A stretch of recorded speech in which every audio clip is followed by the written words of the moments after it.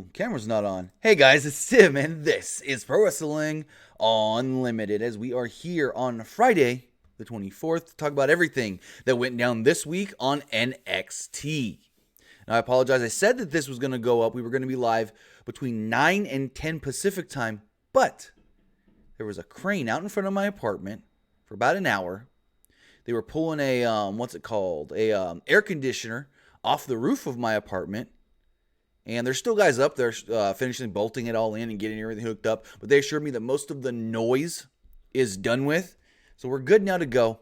We're live. We're going to talk NXT. I'm going to give my Worlds Collide spoilers as well. So this should be really, really fun. I bet there's not going to be many in the live chat since it is a Friday morning at 10:38 a.m. Pacific time. Jack Dawson, no, we're not taking any calls or text messages for the NXT review. Also, I've been having some camera issues, so let me know if it looks a little laggy or anything, and I will just switch off on the camera. So just let me know. But with that, let's talk about this week's NXT. So NXT opened up with a semifinal or second round match in the Dusty Rhodes Tag Team Classic. We have the Undisputed Era's Bobby Fish and Kyle O'Reilly with Adam Cole. And I think, Strong was out there too, to take on the grizzled young veterans James Drake and Zach Gibson. So O'Reilly and Gibson started off this match. It was grappling early. Zach slapped Kyle, and Kyle beat him down in the corner before James got the tag. James got distracted by Fish on the apron before Kyle hit a dragon screw in the ropes, and then Bobby hit a slingshot senton once he got back in. Only got a 2 off of it, though. Kyle then laid into James with strikes and kicks before he and Fish hit a double snap suplex into a back driver. The Undisputed Era then isolated James in their corner. Finally, Zach then got tagged in, and the Grizzly Young Veterans used some double team maneuvers on Kyle O'Reilly before sending Bobby Fish off the apron and down to the floor as we went to commercial. As we returned from the break, we saw Fish and Zach in the ring, and Fish put him in an ankle lock before James helped him to the ropes. Fish then missed a moonsault, which allowed James to get the tag.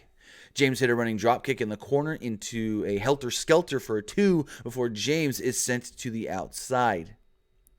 The Undisputed Era hit Zach with Chasing the Dragon for a 2 before both sides go back and forth. It breaks down to like a 4-way kind of deal. Undisputed Era doubles up on James and are interrupted by Imperium, who are on the perch looking down. And I don't get this.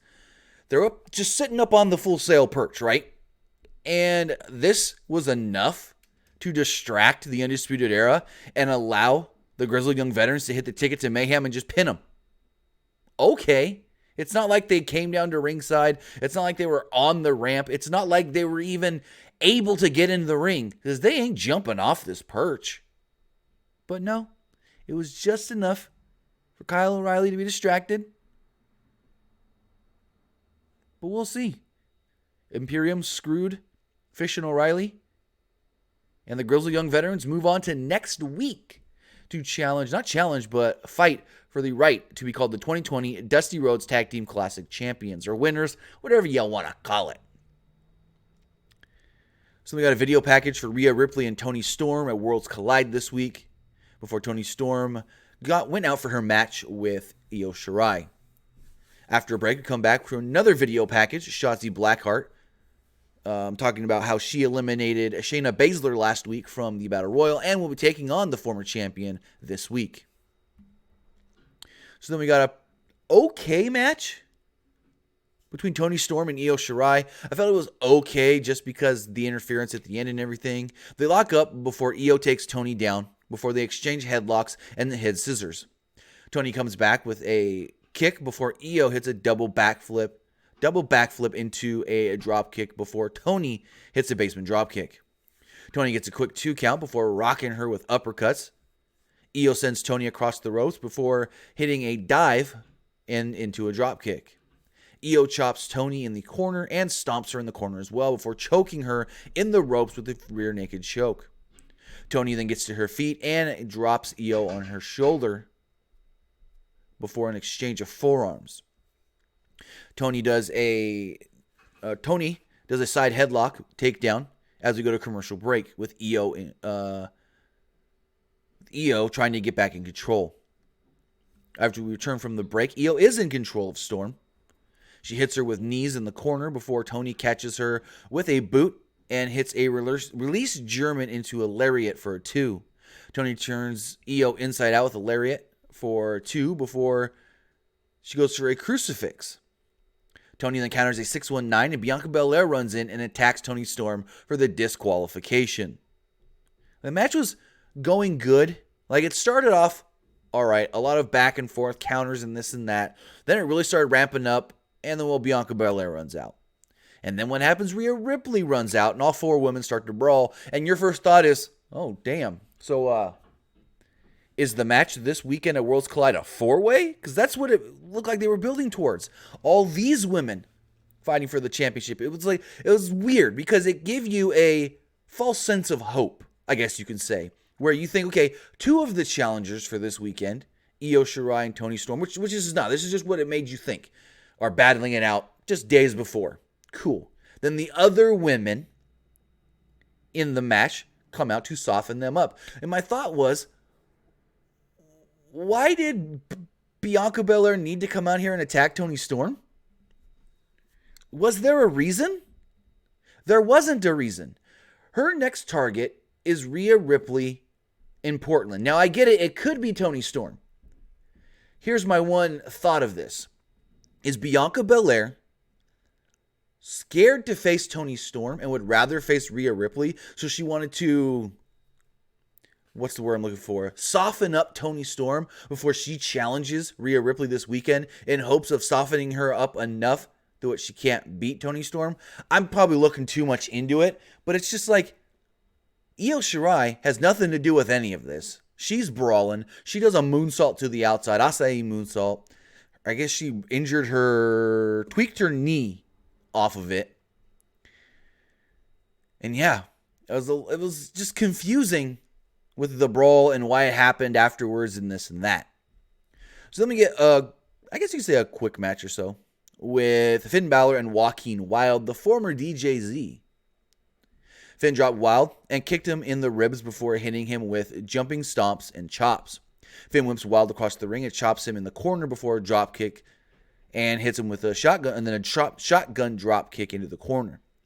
Finn then hits the coup de grace, 1916, and pins Joaquin Wilde to pick up the victory.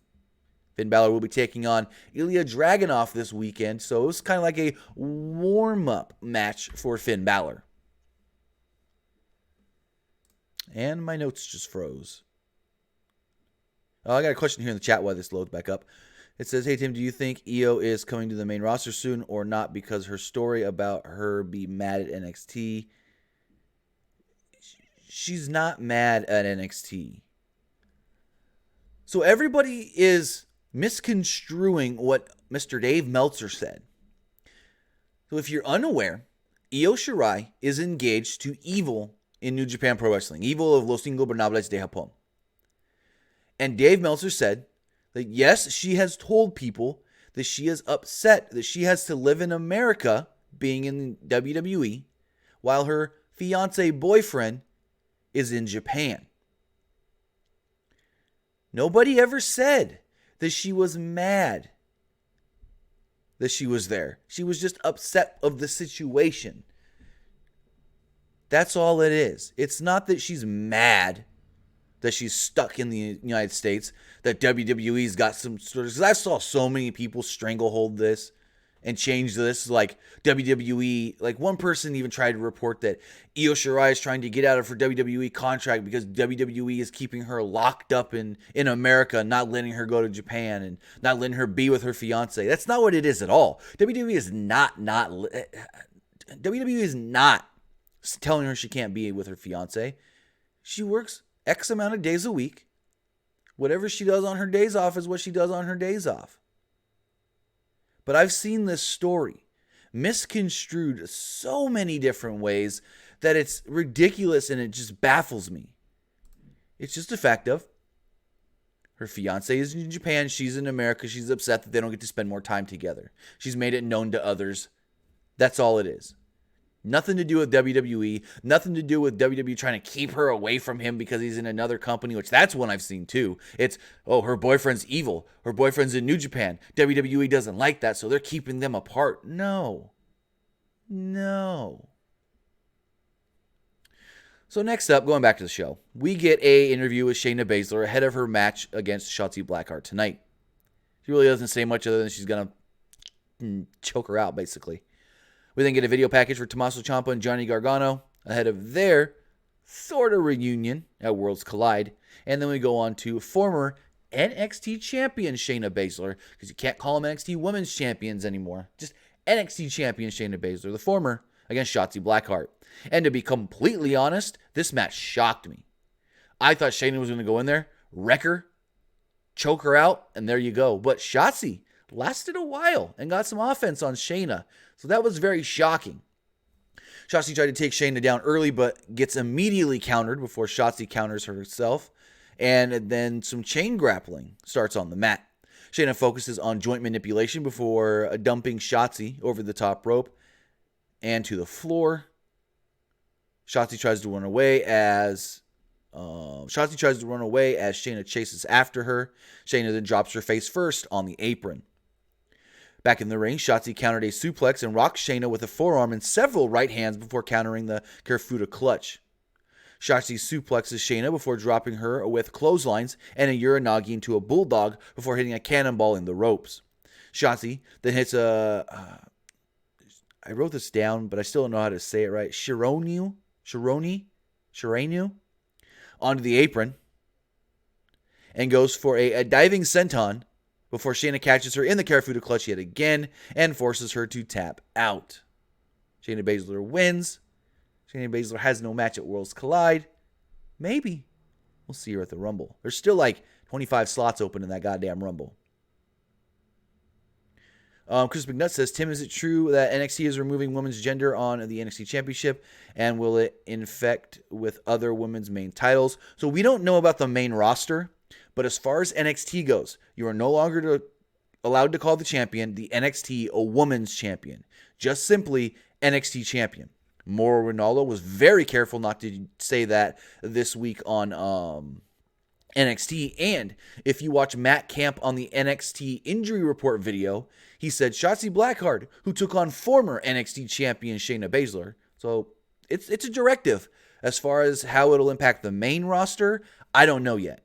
I think it's going to be like give it a trial period in NXT, see how it goes. Does it get over? If it's fine, then we'll do it all around. And the question that I posed yesterday is, what do you call the main roster champions? Is Becky now just the WWE Raw champion? Is she now the WWE World Champion? WWE Champion? Is Bayley the SmackDown Champion? You're just going to call her straight up SmackDown Champion because she's the SmackDown Women's Champion.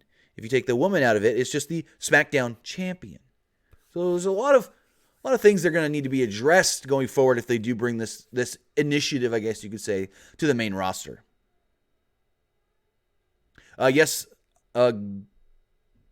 Bixheart Gamer. I did see Becky's comments on what she said on Backstage.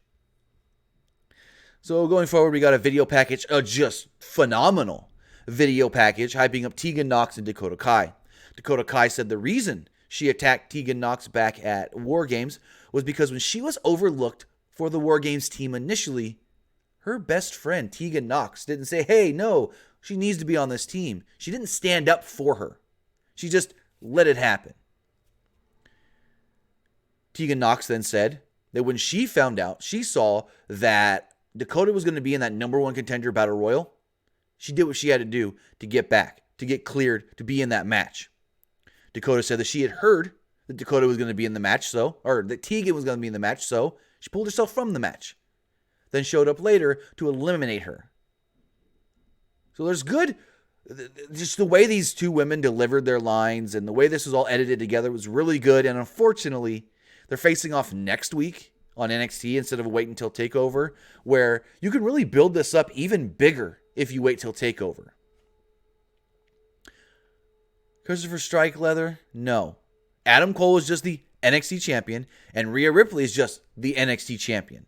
They're not going to be unifying. I had so many goddamn people ask me yesterday, when are we going to get the unification match of Adam Cole versus Rhea Ripley? No. Sorry about that. No, we're not getting a unification of the titles. They're just both called the NXT champion. I get it's hella confusing, but that's just what they're doing. It's two titles with the same name. Going forward, we have the final semifinal or second round match of the Dusty Rhodes Tag Team Classic. It was Pete Dunne and Matt Riddle, the Broserweights, taking on Fabian Aichner and Marcel Barthel of Imperium. Not the Imperium, just Imperium. So Dunne and Aichner started off the match before Marcel Barthel came in and took down Pete before Fabian got the blind tag. And Marcel's now the legal man. Pete clotheslined Aichner and tagged in Matt Riddle.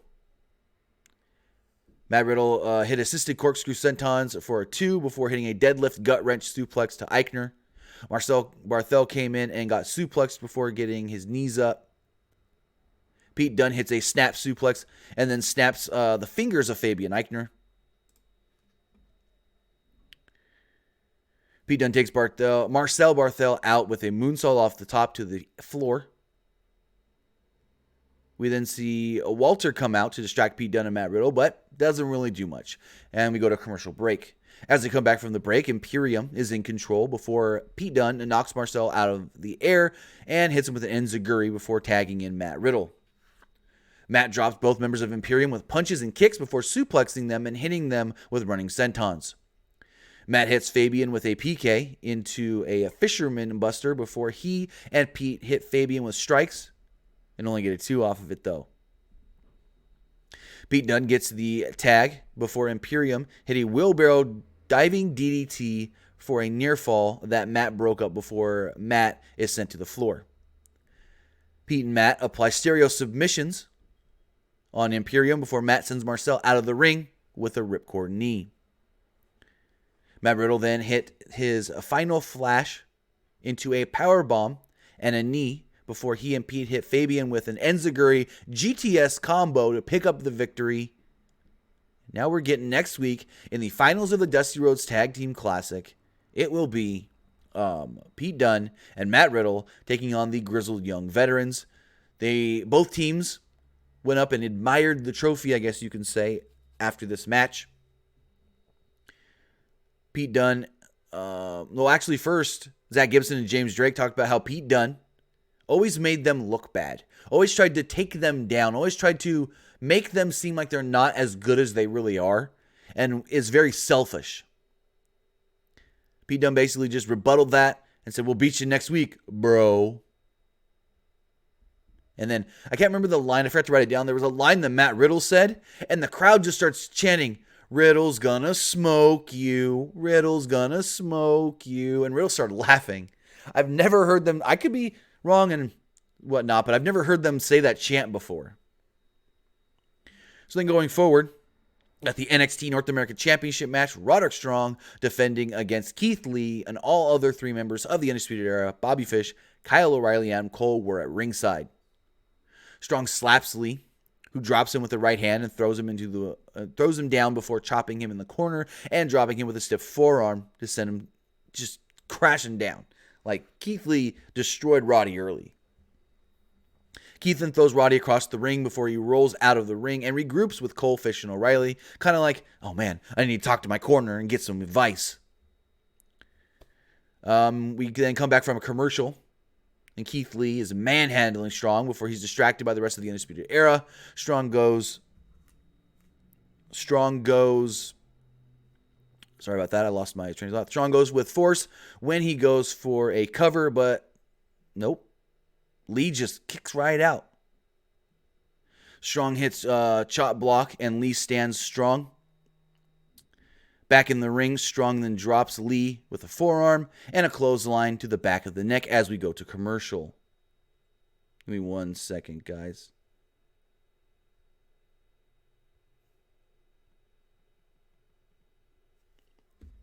As we return from the break, Lee is in control before spiking Strong down onto the mat for 2 before Fish distracts the referee and Kyle sweeps Lee and sends him crashing onto the apron for a near fall. Lee headbutts Strong, who catches him ascending the top rope before Lee locks Strong away, and Strong gets back up and hits an avalanche Olympic slam for a surprising only 1. And the crazy thing about this is these guys are trying to set this move up on the top rope, right? And Keith Lee's just standing there. So Roddy's doing everything as far as moving Lee's leg, propping it here, moving this there. They're wiggling, they're wobbling, and the crowd goes, please don't die, please don't die, please don't die. Because at one point, it looked like they were going to fall off. And they don't fall off. But it's weird that they hit this avalanche Olympic slam, and Keith Lee just kicks out almost at 0 as quick as he kicked out.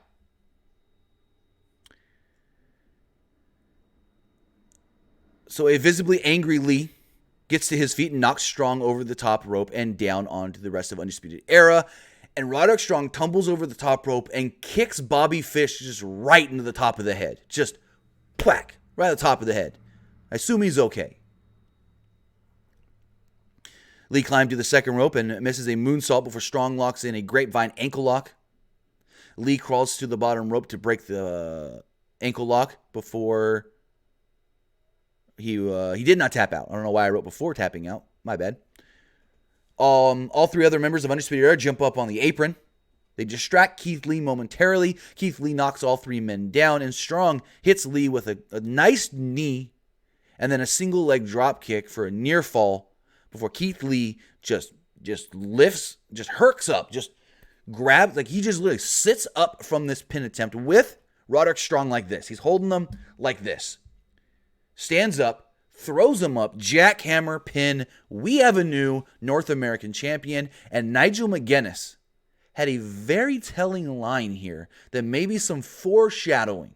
He said, is the era, or no, he said something along the lines of, is the Undisputed Era's era coming to an end? Or is the end of an era for the Undisputed Era coming to an end? Something like that. And I'm like, could they slowly all lose their belts and then move to the main roster? Because it's been rumored for a while, Adam Cole coming up. But Adam Cole does not need to come up without his group. Because these 4 men together are phenomenal. The Undisputed Era is the best faction in all wrestling right now. They work well together. Their comedic timing together is just outstanding. The way they play off of one another, you don't see better chemistry in any faction, really. Not the Elite, not the Bullet Club, not LIJ, not Villain Enterprises. I don't see better chemistry and better cohesiveness from a 3 to 4, 5 man faction group, whatever stable you want to call them, than the Undisputed frickin' Era. So after the match, Imperium shows up. And I forgot to mention, this is important. At the very beginning of the show, when we're doing the first Dusty Rhodes Tag Team Classic match, Adam Cole went over to the announce table and he tells Mauro Ranallo, hey, I know Imperium's here and they're probably going to want to come out and attack us. We're ready for them. And well, what happened at the end of the show? Imperium came out to attack them, and holy hell did frickin' Walter chop the soul out of frickin' Adam Cole. He chopped Adam Cole so hard that he flipped himself inside out. The chop echoed through Full Sail University. God, this was just that chop. Holy crap. And it sounded like a gunshot went off. I'm surprised Adam Cole didn't have like freaking busted chest muscles or bones or whatever's in your chest up there. But with that, that was NXT.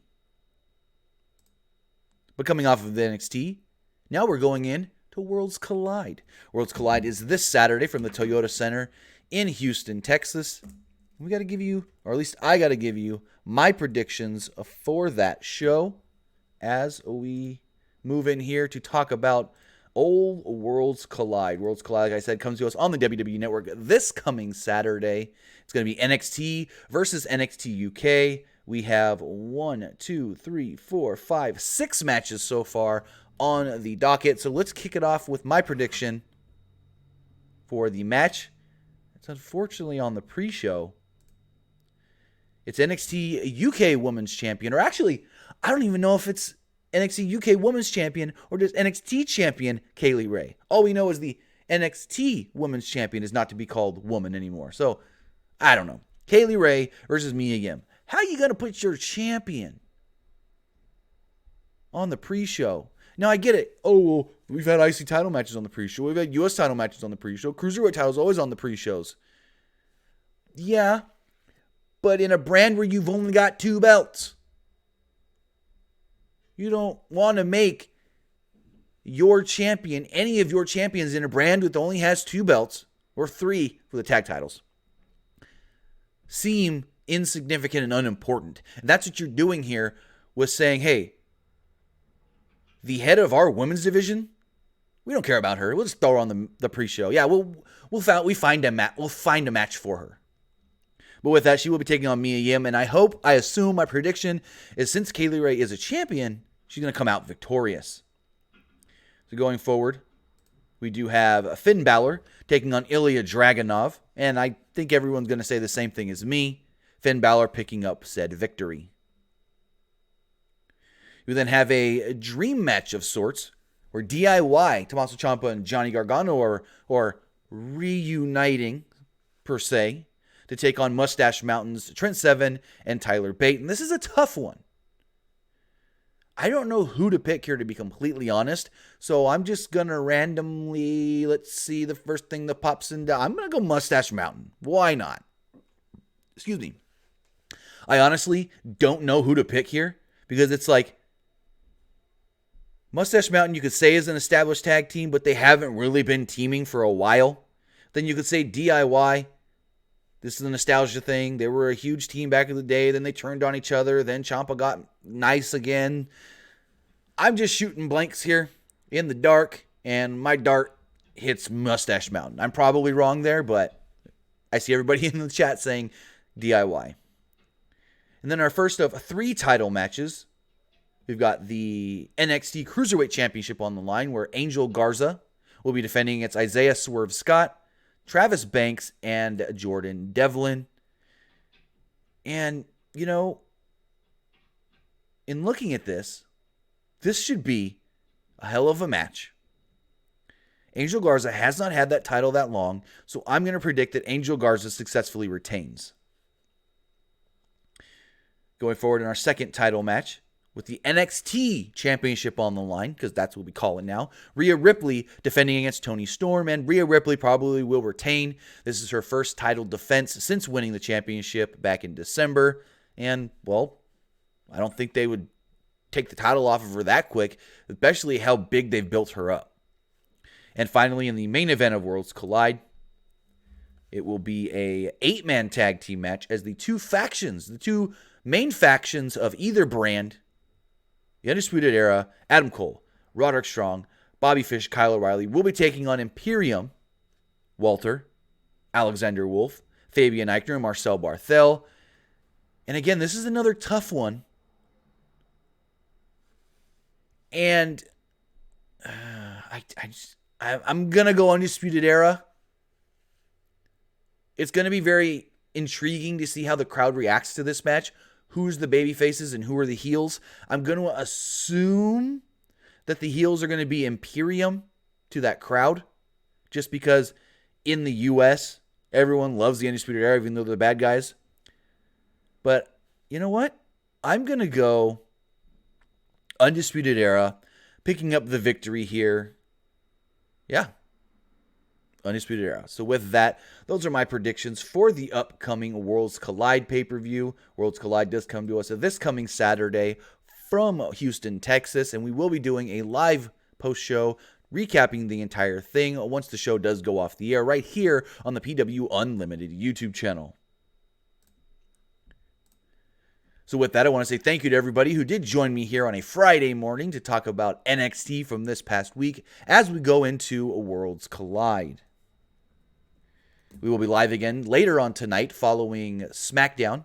I will also be doing my Royal Rumble predictions after we talk SmackDown. So with that, have a great day, guys, and I'll see you later tonight.